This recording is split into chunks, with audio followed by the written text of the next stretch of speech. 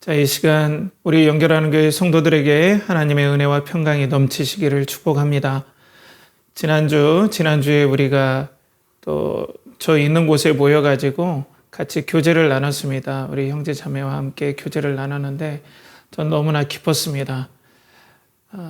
교회가 하나로 모여서 같은 시간에 같은 시선을 나누고 같은 호흡을 느끼고 또 같은 생각을 교류하면서 여러 가지 자신의 생각, 마음들 또 식사 교제하면서 서로 기뻐하는 그런 감정들을 교류하는 것이 저는 너무나 감사했어요.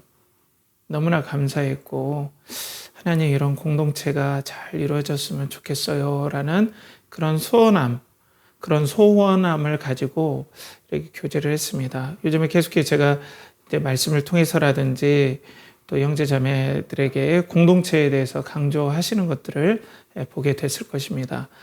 동일하게 우리 지난주 말씀에도 이제 사도 바울을 용서하고 또 사도 바울을 보호하며 사도 바울을 후원했던 예루살렘 교회 공동체, 그 공동체의 아름다운 모습들을 나눴었죠.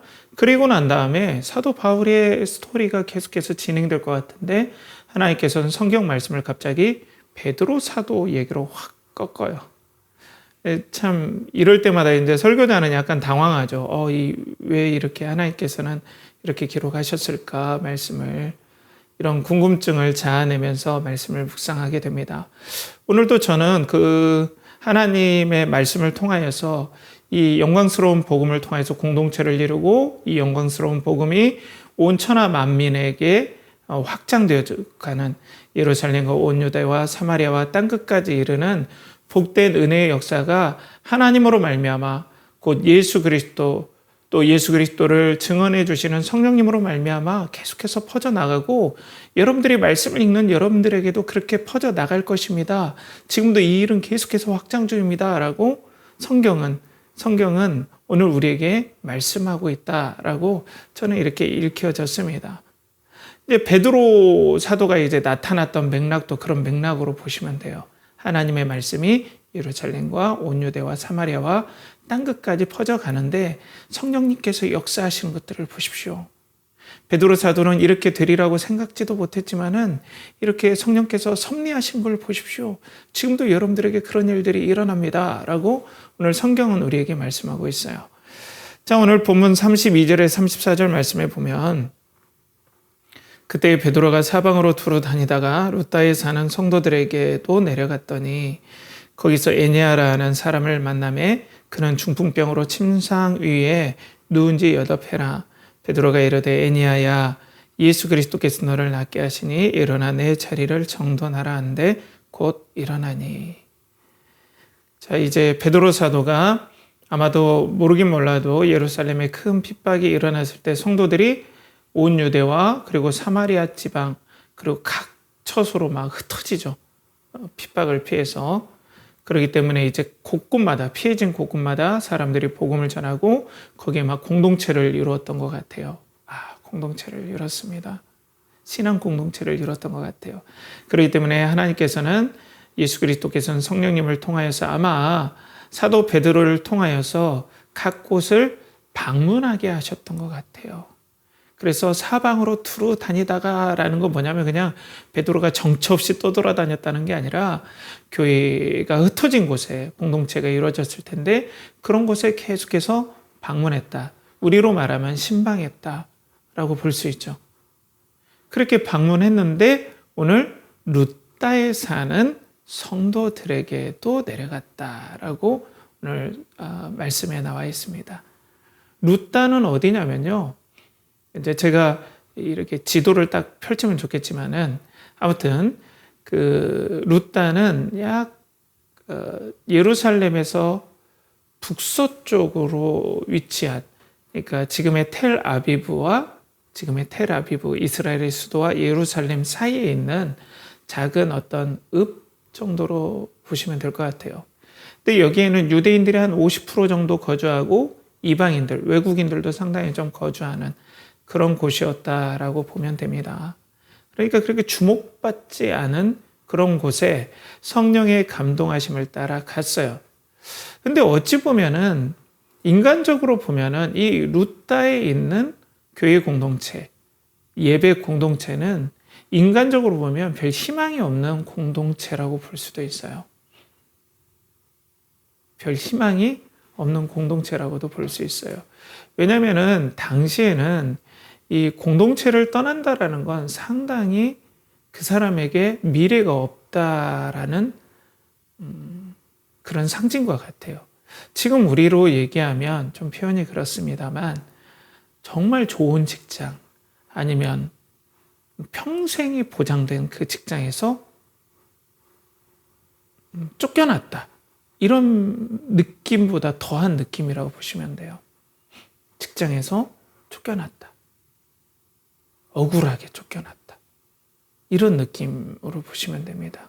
내 삶에 터전이 있고 생계가 보장됐고 또 인간관계를 통해서 보호받을 수 있는 모든 곳에서 쫓겨나서 성도들이 뿔뿔이 흩어진 거예요. 그러니까 자기 터전에서 쫓겨난 거예요.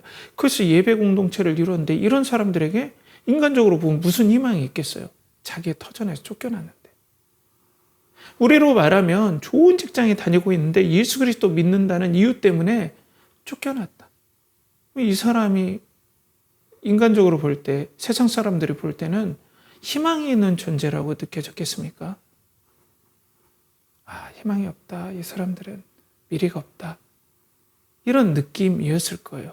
그러니까 성령께서 베드로 사도를 감동해서 여기에 방문하게 해준 이유도 그거였을 것 같아요.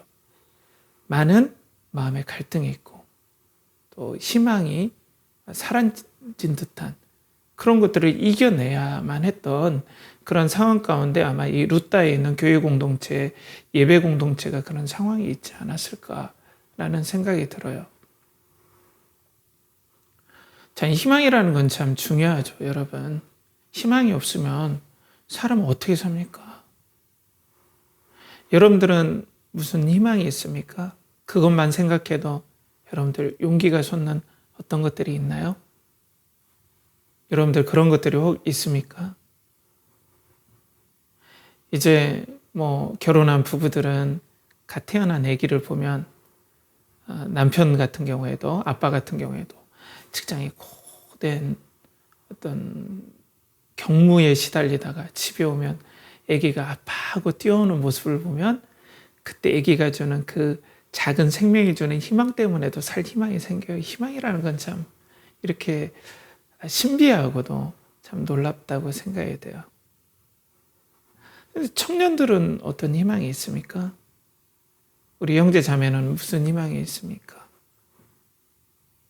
희망이라는 게 잠시 근심을 잊게 하는 그런 정도가 아니라 여러분들은 정말 자신 있는 그런 희망이 있습니까?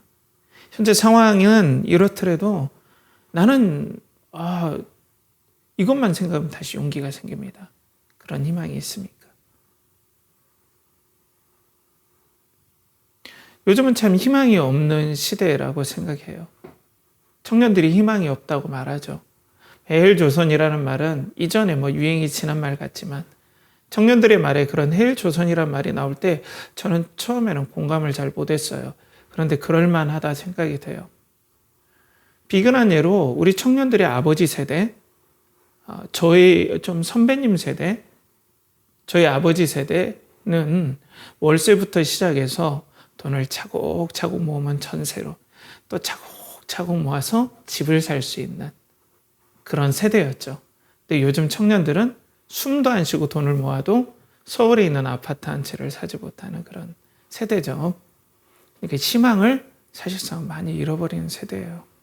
그리고 직장도 줄어들고 인공지능의 파고는 너무나 거세고 한국은 호황기를 이제는 지나서 이제 불황기로 아니면 침체기로 지금 한국 경제는 계속해서 떨어지고 있고 인간적으로 보면은 희망이 없는 나라 공동체에 우리는 어떻게 보면 청년들이 살고 있죠. 우리 형제 자매도 그렇고 지금 대학생들도 그래요. 고등학생들은 더 그러겠죠.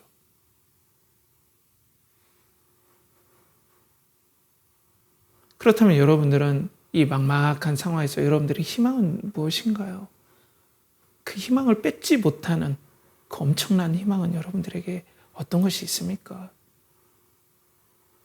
근데 모르긴 몰라도 교회 공동체가 이런 희망이 완전히 송두리째 빼앗긴 그런 상황인데도 뭔가 잘 버텼던 것 같아요. 베드로 사도의 위로도 있었지만 뭔가 잘 버텼는데 그 근거를 어디에서 찾을 수 있냐면 오늘 본문의 애니야라는 그런 사람과 관계되어서 저는 찾을 수 있다고 생각해요. 애니야. 근데 이 사람도 사실상 희망이 없는 사람입니다. 애니야라는 이름이 아이네이스, 그러니까 본문에 보면은 헬라어로는 아이네아스거든요. 애니야가 아이네아스. 근데 이 아이네아스는 어디에서 이 말이 유래됐냐면 로마의 건국 영웅인 아이네이스, 아이네아스 뭐 다양한 이름을 하는데 로마의 건국 영웅이에요. 그러니까 로물루스 형제라고 하지만은 신화적인 건국의 영웅을 제가 말씀드리는 거예요. 뭐 트로이에서 뭐 이렇게 출발해가지고 로마 건국하게 되는 그런 신화적인 인물인 아이네아스. 여기에서 따온 이름이 오늘 애니야라는 그 이름이에요. 그러니까 이 사람의 부모님이 이름을 지었을 때 아마도 이런 거 아니겠습니까? 영웅처럼 살아라. 세상에 어떠한 풍파가 있을지라도 좌절하지 말고 그것을 딛고 일어서서 희망을 쟁취하는 삶을 살아라. 이런 삶으로서 그런 가정 환경, 그리고 아버지가 그런 이름을 지어줬기 때문에 너는 역경을 딛고 일어나고 힘을 내라. 이렇게 했는데 지금 애니야라는 사람이 어떤 상황에 있나요? 중풍병으로 8년을 누워 있습니다. 영웅적인 삶이 아니에요. 고대에서 비참하고 신께 버림받았다라는 인상을 준 사람들은 병자도 거기에 포함이 됩니다. 그러니까 영웅적인 삶은 그리고 영웅적인 희망을 쟁취하기는커녕 인생은 어때요? 완전 희망을 잃어버리고 그리고 삶에 어떠한 소망이 없는 그런 삶으로 이 애니야는 떨어졌죠. 희망이 없는 존재. 그렇기 때문에 그런데 왜 이 애니야에게서 교회 공동체가 그래도 희망을 가지고 잘 살았냐?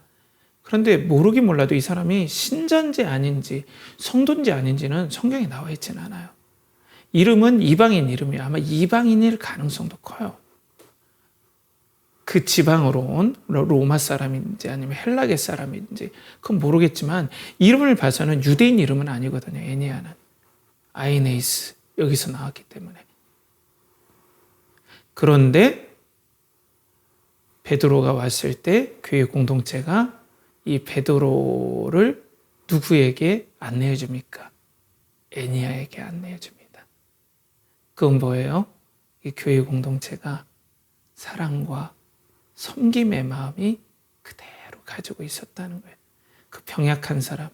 어떻게 보면 교회가 성장을 목적으로 하면 그런 사람에게 오히려 짐이 되지 않습니까? 그런 분들이 죄송합니다만 소중하지만은 성장을 목표로 하는 교회라면 우리가 새를 불려서 비록 고향에서 우리가 떠나왔지만 여기서 엄청난 공동체를 이뤄서 우리 떵떵거리면서 한번 보란듯이 한번 공동체를 이뤄보자. 성장의 공동체를 이뤄보자. 사람들이 함부로 못하는 그런 공동체를 이뤄보자. 라고 했으면은 이들이 애니야에게 집중하면 에너지가 거기에 더 빠질 거 아니에요. 이 사람이 어찌 공동체에 무슨 도움을 주겠습니까? 오히려 공동체가 그 사람을 수발해야 되잖아요. 그 가정에서도 도와줬겠지만 모르긴 몰라도 교회 공동체의 여러 사료들을 보면은 이런 병약한 자, 아픈 자들에게 섬겨주고 그들을 도와주고 했기 때문에. 이 중풍병은 어떤 병입니까? 몸을 가누지 못하죠. 8년 동안 누워있으면 어떻게 될까요? 간병하는 사람이 옆에 계속 붙어 있어야 돼요. 음식을 떠내줘야 돼요. 옷을 갈아입혀줘야 됩니다. 그리고 모든 용변을 다 치워줘야 돼요. 그러면 가족이 혼자 감당하기는 어려워요. 왜? 가족이 나가서 일을 해야 되는데 어떻게 했겠어요? 그러니까 교회 공동체가 와서 선교 저술이라고 우리는 능히 추측할 수 있어요. 그렇지 않으면 베드로를 거기에 데리고 가지 않았을 거예요. 그냥 지나가다가 어이구 저기 불쌍한 사람 있네 이런 경우는 아니었던 것 같아요.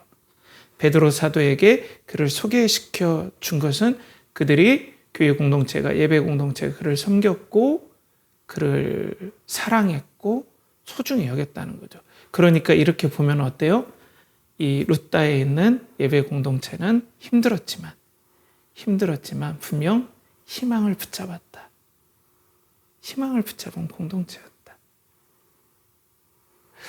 그런데 당시 이 유대 사회가 아니라 헬라나 로마 사람들은 이 구원에 대한 관점이 조금 유대인들과는 좀 달랐어요. 이 헬라 사람들은 제가 좀 어려운 말 합니다. 여러분들 좀 지루할 수도 있지만은 이 헬라 사람들은 아니면 로마 사람들은 구원이라는 것이 병에서 치유나 신분의 상승이라든지 아니면 평화, 그러니까 전쟁이 없는 평화를 경험하는 것을 구원이라고 생각했어요. 우리는 죄를 용서받고 지옥에서 천국으로 가는 것을 구원으로 생각한다면 당시의 사람들은 정말 신이 나에게 구원을 베풀어 준다면, 신이 계신다면, 정말 전능자가 계신다면 내가 병을 낫게 될 것입니다. 그러면 나는 구원을 받는 것입니다. 신에게 사랑을 받고 희망 있는 존재가 될 것입니다. 그리고 신이 나에게 물질적인 축복을 준다면 내가 신분을 사서 신분이 상승되어서 내가 노예라든지 천민이라든지 일반 평민이라든지 이렇게 사는데 내가 귀족이라든지 아니면 로마 시민권을 사서 내가 신분 상승을 돼서 내가 이 땅에서 희망 있는 존재가 되게 신이 허락해 줄 것입니다. 저는 이게 구원이라고 생각합니다. 그리고 전쟁이 없는 평화의 상태를 줄 수 있는 절대적인 힘을 가진 그런 존재가 나에게 구원을 줄 것입니다. 라고 생각했단 말이에요. 이 사람들에게는. 하나님의 거룩 이런 관점이 없었어요. 그런데 이 사람에게는 어때요? 에냐에게는 아무런 희망이 없는 거예요. 자기는 희망 없는 존재인 거예요. 신이 그들을 자기 자신을 사랑하지 않는 신이 버린 존재와 같은 비참한 희망이 없는 존재라고 느껴졌을 거예요. 그런데 오늘 사도 베드로가 교회 공동체의 안내를 받고 그에게 찾아갑니다. 그리고 난 다음에 8배 동안에 아마 등에 욕창이라고 해서 고름이 막 배기고 종기가 있어서 얼마나 악취가 심했겠습니까? 그의 몸은 8년 동안 움직이지 못하면 근육이 가만히 있기 때문에 근육이 다 빠져서 뼈밖에 없었을 거예요. 아무런 희망이 메말라버린 그 사람에게 오늘 베드로 사도가 가서 에니야야, 예수 그리스도께서 너를 낫게 하신다 하시니. 그러니까 그가 내 자리를 정돈하고 일어나라 하니 그가 일어나 버리죠. 그러면 그 에니야는 어떤 생각을 했겠습니까? 진짜 나의 구원자는, 나의 희망은 바로 예수 그리스도구나. 진짜 구원이 나에게 임했다. 물론 이 기적적인 치유가 경험하고 누가 구원을 안 받았다 이렇게 생각했겠습니까만 진짜 내 인생의 구원자는 예수 그리스도구나. 그런데 보십시오. 여기에서만 딱 끝나면 안 되겠죠. 그런데 오늘 사도 베드로가 누가 일으켜 주신다고 했습니까? 예수 그리스도께서. 그러면 어때요? 병이 나은 다음에 사도 베드로는 분명 예수 그리스도에 대한 복음을 전했을 거예요. 너의 병을 낫게 해 주시는 분이 당연히 예수 그리스도이기 때문에 이분이 너의 구원자이고 너는 예수 그리스도를 믿음과 동시에 신분이 상승된다. 비천한 죄의 중에서 죄의 노예에서 누구의 자녀가 된다? 하나님의 자녀가 된다. 그리고 인간의 진정한 평안은 전쟁이 없는 것이 진정한 평안이 아니라 그것도 소중하지만 진정한 샬롬의 평안은 하나님과 죄인이 화해하는 거다. 이 화해하도록 도와주신 분이 누구냐? 예수 그리스도다. 당신이 하나님 앞에서 죄와 저주를 받으시고 하나님과 우리 사이를 화평케 화평케 해주시는 진정한 평화를 주신 분이 바로 예수 그리스도다. 그래서 하나님께서 너의 모든 병을 치료하셨지만 이걸 뛰어넘어서 너의 인생의 주인이고 너에게 진정한 평안을 주시고 너의 진정한 구원이 되신 분은 예수 그리스도라는 복음을, 이 말씀을 유추해 볼 때 예수 메시아, 예수 그리스도라는 것은 예수 그리스도께서는 구원자 되시고 대제사장 되시고 선지자 되시고 왕이 되신다. 너에게 진정으로 베푸실, 구원을 베푸실 왕은 예수 그리스도다. 황제가 아니다. 라는 이 복음을 전했다라는 것을 능히 우리는 추측해 볼 수 있어요. 이건 뭐 그냥 쉽게 알 수 있는 내용이죠. 그러니까 에니야에게는 희망이 없는 에니야는 희망을 얻게 되었죠. 아, 나에게 진정한 희망. 누구도 흔들 수 없는 희망은 예수 그리스도구나. 나 이제는 내가 혹시 가난해질지라도 이 땅에서 내가 또 병을 얻을지라도 내가 전쟁의 참화에 휩싸일지라도 그 모든 평안과 구원을 주시는 예수 그리스도만 계시다면 나는 희망이 있는 존재다 라는 것을 에니야는 깊이 깨달았을 거예요. 여러분, 복음이 이겁니다. 여러분, 예수 그리스도에게서 희망을 찾는 거예요. 내가 복음을 오늘 말씀의 주제에 맞게 간략하게 줄이면 세상에 어떤 고난이 있고 우리의 삶의 한국적인 상황이 정말로 암울하고 경제적 상황이 암울하고 인간적인 관계가 나를 두렵게 하고 또 취업에 대한 여러 가지 문제들이 생기고 내 직장의 여러 가지 것들이 불안할지라도 내가 인간적으로 불안해할 수밖에 없어요. 그렇지만 예수 그리스도를 다시 생각하고 우리의 구원자 되신 예수 그리스도를 바라볼 때 나에게 희망이 생긴다는 거예요. 아, 나 제대로 가고 있어. 예수님께서 인도해 주실 거야. 다 섭리가 있지. 왜? 예수 그리스도는 하나님과 나를 화평케 하시고 나를 하나님의 영광스러운 자녀로 삼아주시고 그분이 나를 선하신 거 인도하심으로 영원히 흔들림 없이 인도하시기 때문에 나는 희망이 있는 존재야. 난 구원받았어. 그래, 용기를 내자. 용기를 내자예요.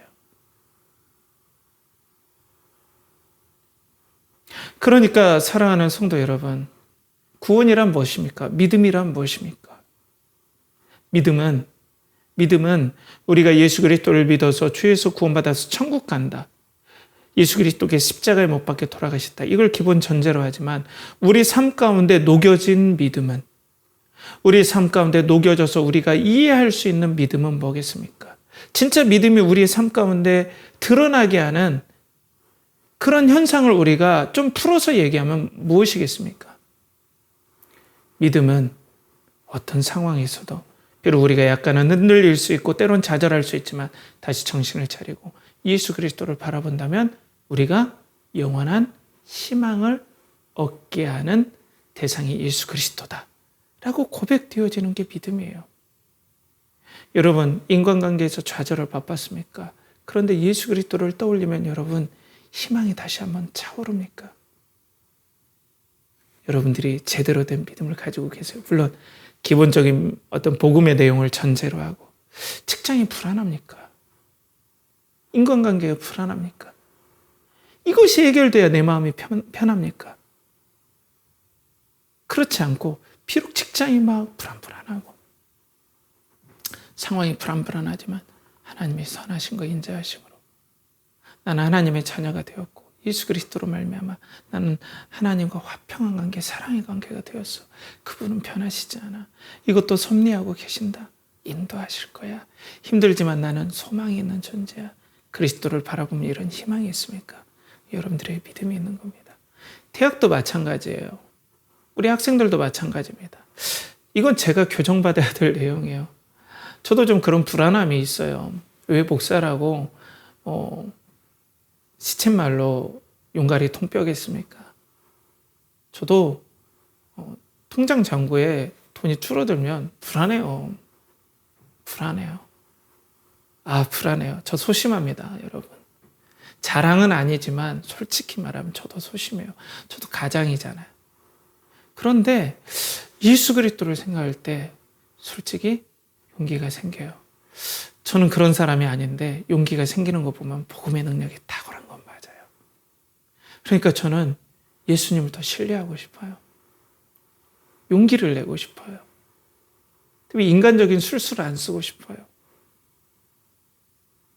왜 돈이 오면 왜 안 좋겠습니까, 여러분? 그죠? 근데 왜 용기를 내는 걸까요? 이 예수 그리스도라는 거죠.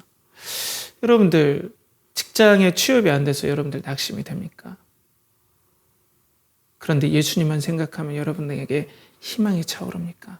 믿음이 있다는 증거입니다. 하지만 이게 전혀 나에게 위로가 되지 않고 오직 직장 그 자체만, 아니면 취업 그 자체만, 인간관계 해결 그 자체만, 대학이 원하는 것 그 자체만 나에게 위로가 된다면 이건 좀, 저는 믿음에 대해서는 저는 퀘스천 마크가 있어요. 목사님, 그건 믿음 좋은 사람들이 그러는 거 아닙니까? 물론 그래요. 믿음이 좋은 사람들이 당연히 그런 은혜를 받죠. 그렇지만 믿음의 관문을 통과했다라는 그 자체를 저는 전제해 두고 싶어요. 그 관문이 뭐냐? 예수 그리스도가 나의 희망이 된다라는 것이 내가 구원을 받은 관문을 통과한 거예요. 그것부터. 그래서 예수 그리스도에 대한 믿음이 깊어지고 지식이 많아지는 건 믿음이 성장하는 어떤 분야지만, 믿음이라는 어떤 과정을 통과했다는 건 예수 그리스도가 나에게 희망이 된다는 사실을 시인한 거예요. 내가 예수 그리스도에 대해서 지식이 적을 수 있어도.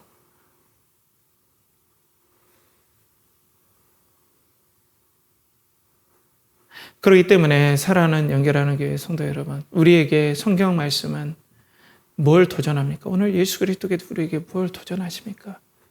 예수 그리스도가 희망인 성도와 공동체를 이루라 라고 우리에게 도전하고 있어요. 뭐라고요? 예수 그리스도가 진정한 너의 희망인, 구원인 성도와 공동체를 이루라. 이렇게 우리에게 도전하고 있습니다. 우리 연결하는 교회는 그런 공동체가 됩시다. 저도 다시 한번 여러분들과 다짐해 보지만 성장을 위해서 여러분들을 이용하려고 하지 않을 거예요. 그리고 성령의 인도하심에 따라 예수 그리스도가 영광이 되는 쪽으로 용기 있게 발걸음을 내디딜 거예요. 우리 그렇게 합시다. 얼마나 예수 그리스도가 희망이 되시는지 몰라요. 얼마나 예수 그리스도가 용기를 주시는지 몰라요. 이건 나의 용기가 아닌 걸 알아요, 여러분. 이건 내 거가 아니에요. 나는 그렇게 용기를 낼 수 있는 사람이 아니에요. 근데 용기를 주세요. 그분의 인격의 신뢰함 때문에 얼마나 든든한지 몰라요. 이게 세상을 이기는 믿음이에요. 이 세상의 암울함을 이기는 믿음이 우리에게 희망을 주는 거예요, 여러분. 그런 은혜가 있기를 축복합니다. 그런데 이런 공동체를 이루려면 강력한 관성이 있어요. 이전의 관성 뭐예요? 휘어졌다면 이전으로 돌아가려고 하는 성질이잖아요. 근데 우리는 어때요? 뭐가 되어져야 평안해요. 저도 그래요. 제가 앞에서 고백했지만.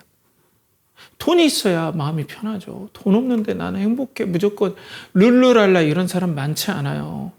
난 그런 사람은 정신감정 받으라고 좀 하고 싶어요. 왜? 걱정이 되죠. 성경에서 너희가 여러 환난으로 인하여 잠시 근심할 수밖에 없었으나, 환난이 오는데 어떻게 할렐루야 바로 할 수 있어요? 근심이 되죠, 잠시는. 그렇기 때문에 우리는 돈이 있어야, 통장에 잔고가 있어야, 아니면 직장이 안정적인 직장이 있어야, 그 직장을 보장하는 좋은 대학에 가야, 아니 그 좋은 대학 이전에 내가 공부를 잘해야, 아니 인간관계, 내가 먼저 사막에 내던져도 나는 거기서도 나는 살아남을 수 있다. 이런 자신감들, 어떤 기질적인 자신감, 이런 것들이 있어야 우리가 평안하죠. 든든한 어떤 나의 후원자가 있어야 든든하죠. 이런 것 없이 예수 그리스도만이 나의 희망이 된다? 이게 뜬구름 잡는 얘기처럼 들릴 거예요. 때문에 예수 그리스도를 강조하면 별로 은혜를 못 받아요, 사람들이. 아이러니하죠. 우리는 기독교, 그리스도교, 예수 그리스도가 희망이고 생명이라는 것들을 시인한 사람들이 모인 공동체인데, 사람들이 예수 그리스도를 얘기하면 막 이렇게 따분해요. 그런데 재밌는 얘기, 그리고 삶에 이렇게 뭘 했더니 막 성공했다라는 일화, 이런 거에 막 환호해요. 희망을 느껴요. 나도 저렇게 저 사람처럼 잘 되겠지. 물론 그런 분들이 열심히 한 건 인정해요.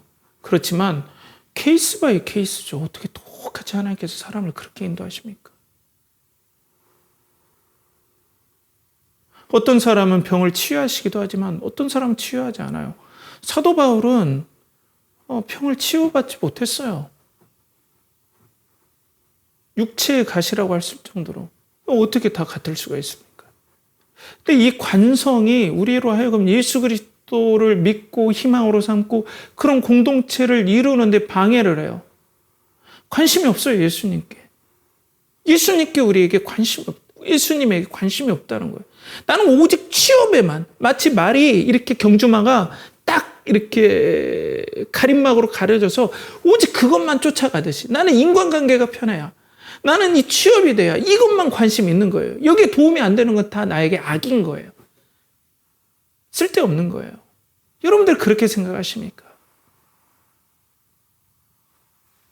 그건 믿음이 아니죠. 그래서 내가 예수 그리스도를 믿으라고 계속해서 말씀을 드리는 거죠.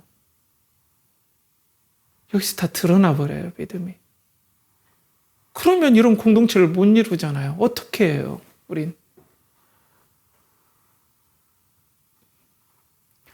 그리고 복음을 잘못 이해해요. 말씀드렸듯이 예수 그리스도를 믿음으로 말미암아 구원받는다. 이건 교의적인 영역에서만 끝. 이 구원은 이 교의에서만 해당되는 일이라고 이렇게 세상과 신앙을 이렇게 딱 나눠서 생각해요. 그냥 교회에서 기도 열심히 하고 봉사 열심히 하면 구원은 보장하고 삶에서는 나에게 희망은 따로 있다. 이렇게 생각하는 경향이에요. 삶에서는 돈이 있어야죠. 삶에서는 뭐가 되줘야죠. 지금 건강하지도 않은데 나는 비참한 삶이고. 직장이 지금 흔들리거나 아니면은 취업이 흔들리거나 인간관계 때문에 내 직장이 위협받는 것 같으면 한없이 불안해지는. 그렇기 때문에 나는 예수님을 믿었지만 비참한 존재라고 생각하는 거예요. 이러면 어떻게 우리가 예수 그리스도가 희망이라고 얘기해요? 그건 헛된 구호에 불과한 거예요. 그걸 진짜 내가 시인하지 않는다. 그러니까 복음을 잘 이해하지 못하고 이 복음에 대해서 이런 걸 시인하는 공동체가 신앙 공동체 아닙니까? 예수 그리스도가 나에게 모든 것들이 없더라도 난 예수 그리스도만 있다면 나는 희망이 있고 생명이 있고 평안이 있습니다. 이렇게 시인한 사람이 믿음 아닌가요? 그렇게 모인 사람들이 교회 공동체 아닌가요? 근데 복음을 잘못 이해한 거예요. 때문에 저는 예수 그리스도를 믿으라고 계속 권면하는 거예요. 예수님을 아는 게 절대 믿는 게 아니에요.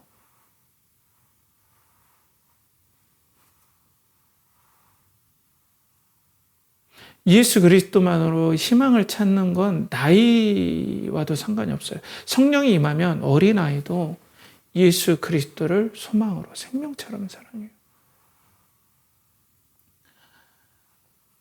광주에 있는 그 염산교회라는 제가 갑자기 생각이 안 납니다만 갑자기 떠올라서 제가 말씀드리는 거예요. 거기에서 6.25 때 공산당들이 이제 거기에 있는 성도들을 소위 말해서 죽이기로 작정을 한 거예요. 그래서 예수 그리스도를 믿는다고 계속 신앙을 고집하는 성도들은 다리에 돌을 묶어서 물에 빠뜨려서 다 이렇게 죽였죠. 우리로 말하면 순교지만. 그런데 거기에 초등학교 6학년 정도 되는 우리 나이로 하면 그 아이가 예수 그리스도를 끝까지 믿겠다고 한 거예요. 동생을 얻고. 그 어린애가 얼마나 무섭겠어요. 총칼을 들고 있는 공산당이 예수님 믿으면 죽인다고 하는데도. 근데 이 아이는 예수님을 버릴 수 없었던 거예요.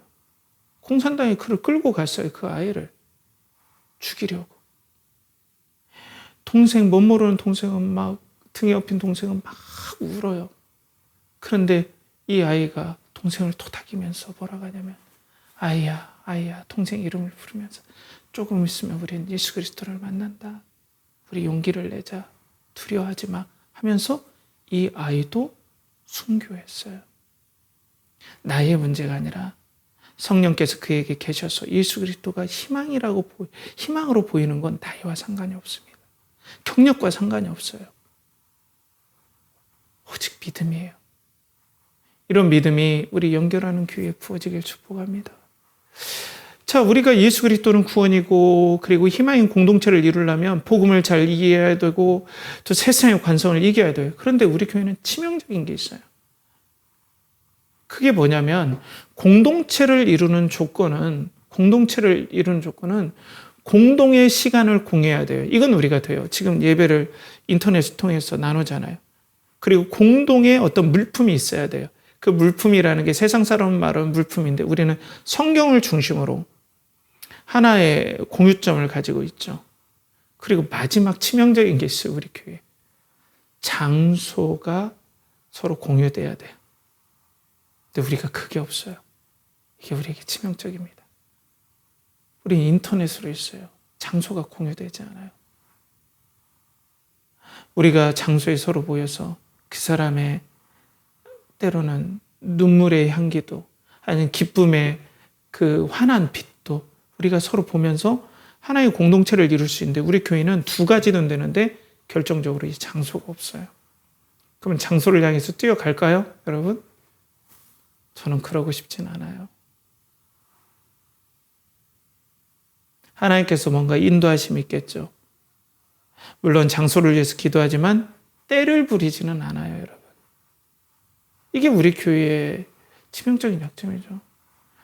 그러니까 저도 은근히 I인데 요즘에 MBTI에서 E I한데 저는 I거든요.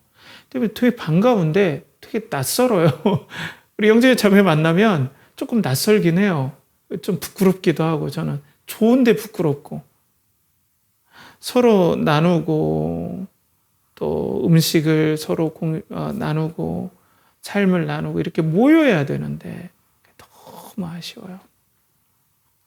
그렇지만 하나님의 인도하심이 있겠죠. 그죠?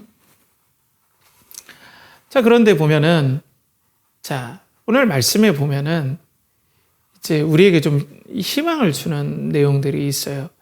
오늘 35절에 보면 룻다와 사론에 사는 사람들이 다 그를 보고 주께로 돌아오니라 라고 말씀하고 있어요. 애니야, 그 희망이 없던 애니야, 사람들이 신께 저주받았다라고 했던 그 애니야를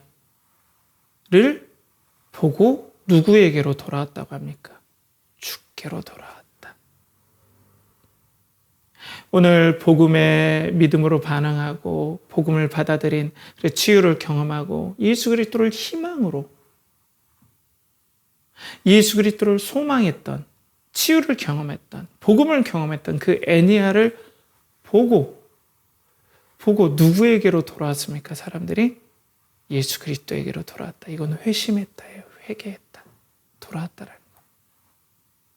진정으로 예수 그리스도가 나의 희망이고 구원이고 그리고 소망이. 옛날 여기 보면은 사론 지역은 어디냐면요. 룻다에서 가이사랴 지방까지. 그러니까 여기는 좀 유대인도 살았지만 이방인들이 많이 살았던, 외국 사람들이 많이 살았던 지역이에요. 그 지역들의 사람들이 이 기쁜 소식을 듣고 이 기적의 소식을 듣고 예수 그리스도를 희망으로 하는 은혜의 역사, 회개의 역사가 일어나더라라고 오늘 성경은 우리에게 말씀하고 있어요. 그건 뭐예요? 예수 그리스도를 희망으로 한다면 사람들이 주께로 돌아올 것이다.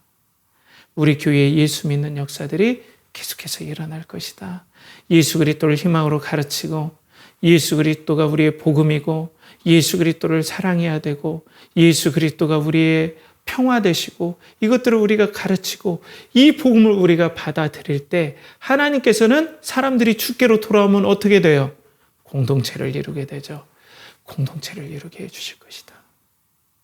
그러니까 우리가 복음에 집중하고 다른 거에 공간을 위해서 제가 예를 들어서 이런 얘기하면 나중에 말씀해 주세요. 막 형제 자매들 불러서 막 돈 더 내라고 하고 이러면 저한테 꼭 얘기해 주세요. 제가 좀 세상 말로 정신이 혼미한 거고 맛이 간 거예요. 꼭 꼭 얘기해 주세요, 저한테. 저 그렇게 하기 싫어요. 그런데 저는 내가 망할지언정, 내가 여기 교회를 그만둘지언정 저는 이렇게 하고 싶어요. 그리고 성경에서 그래요. 복음을, 예수 그리스도가 구원이고 희망임을 계속 얘기하고 예수 그리스도를 계속 가르치고 할 때 그가 변화된 모습, 그가 예수 그리스도를 희망으로 한 그 모습을 보고 주께로 돌아와서 공동체를 이룰 것이다. 장소는 나중에 문제예요. 공동체를 이뤄줄 것이다. 이렇게 얘기하고 있어요. 전 여기서 소망을 느낍니다. 이 좋으신 예수님을 나누면 얼마나 좋을까. 동호회가 왜 재밌어요? 내가 관심 있는 것을 이 사람이 나누는데 내가 못 봤던 것들을 막 보니까 너무 재밌잖아요. 동호회가. 신앙의 공동체가 왜 재밌고 행복합니까? 예수 그리스도가 희망인데 이런 사람은 이런 상황에서도 이렇게 희망을 붙잡았다는 모습에 도전을 받고 서로 하나가 되고 그리고 서로 사랑과 선행을 격려할 거 아니에요. 예수 그리스도가 희망이 되게 합시다. 라고 모이기를 피하는 어떤 사람들의 습관과 같이 하지 않을 거 아니에요. 그러니까 막 얼마나 이 희망 없는 세상에 뜨거운 마음을 가지고 삽니까? 이 영혼이 뜨겁고 이 마음이 뜨거운데 이 희망을 누가 끄겠습니까? 예수 그리스도의 사랑을 누가 끄겠습니까? 예수 그리스도의 은혜를 누가 뺏어갈 수 있겠습니까? 사람들이 기이하다고 하지 않겠습니까? 고향에서 떠나온 사람들이, 그 직장을 다 버리고 쫓겨난 사람들이 희망에 넘쳐서 희망 없는 사람을 그렇게 행복하게 섬기는데 사람들이 기이하게 여기지 않겠습니까? 그런데 놀라운 기적까지 벌어졌으니 사람들이 주께로 돌아와서 공동체를 이룬다는 거죠. 여러분들에게 예수 그리스도의 은혜가 부어지길 축복합니다. 성령께서 제가 할 수 없어요. 전 고백해요. 제가 할 수 없어요. 이 시간도 성령님의 은혜를 간절히 의지합니다. 그리고 이 공동체가 더욱더 확장할 것을 우리에게 보여줘요. 루따뿐 아니라 사론 지역인데 이 사론 지역이 쭉 이어지면 가이사랴 지방까지 이어져요. 그러면 이제 다음 주에 이 사도행전의 획기적인 사건, 이방인들에게 성령이 부어지는 사건, 복음이 온 천하 만민에게 부어지는 단초가 되는 사건, 그 사건이 이루어지는 가이사랴 지방까지 오늘 이 사론 지방이 가이사랴까지, 이 사론 평화가 가이사랴까지 이어지거든요. 거기에 하나의 도화선이 됐다라는 거예요.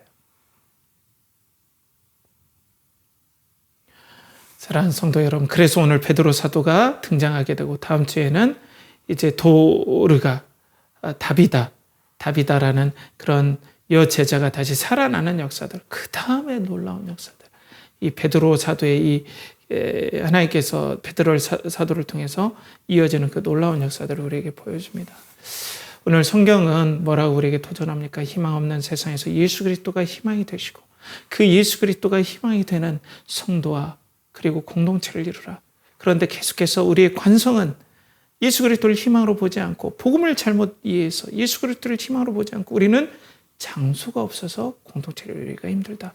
그런데 예수 그리스도를 더욱더 집중할 때 사람들이 주께로 돌아오기 때문에 공동체가 이루어지고 장소는 자연스럽게 해결이 될 것이다. 그렇기 때문에 우리는 누구에게 집중해야 되겠습니까? 예수 그리스도입니다. 사랑하는 형제 자매 여러분, 성도 여러분, 그리고 예배자 여러분, 여러분들에게는 진정으로 예수 그리스도가 희망이 되십니까? 꺾이지 않는 희망이 되십니까? 그런 믿음이 있습니까? 예수 그리스도를 안다는 것이 믿음이 절대 아닙니다. 세례를 받았다는 게 절대 믿음의 증거는 아닙니다. 귀한 일이지만 진정한 것은 예수 그리스도가 꺾이지 않는 나의 희망이 되시는 겁니다. 예수 그리스도는 나의 구원자 되시고 예수 그리스도 때문에 하나님과 나는 아버지와 자녀의 관계가 되고 하나님 나라를 상속받고 나는 영원히 하나님의 인자와 자비하심에 있기 때문에 예수 그리스도는 나의 꺾이지 않는 희망이 된다. 이렇게 믿는 믿음이 진정한 믿음이라는 것입니다. 이러한 믿음이 이 시간 여러분들에게 부어지고 이 예수 그리스도를 믿으시길 강하게 권면합니다. 그런 은혜가 있길 간절히 축복합니다. 함께 기도하겠습니다. 하나님 아버지, 오늘도 예수 그리스도가 희망인 공동체로 하나님 우리 연결하는 교회에 은혜를 내려주시고 우리들의 진정한 믿음을 주셔서 예수 그리스도께서 성령의 능력으로 말미암아 지금 예배드리는 모든 예배자와 성도들과 예배드리는 모든 분에게 부어지게 하여 주시옵소서. 그래서 우리가 아름다운 공동체를 이루고 예수 그리스도 외에는 우리의 목적도 어떤 것도 소망이 되지 않냐는 그런 하나님의 기뻐하시는 공동체가 될 수 있도록 은혜를 베풀어 주시옵소서. 이를 간절히 바라고 나오며 이제는 우리 주 예수 그리스도의 은혜와 하나님의 극진하신 사랑과 성령의 내주 교통하심이 오늘도 예수 그리스도를 희망으로 삼는 공동체가 되길 원하는 사랑하는 연결하는 교회 예배자와 성도들과 그들의 가정과 영혼과 직장과 사업체와 그리고 그들의 드린 모든 것 위에 그들이 준비하는 모든 것 위에 이제로부터 영원토록 함께 하시기를 간절히 축원하옵나이다. 아멘.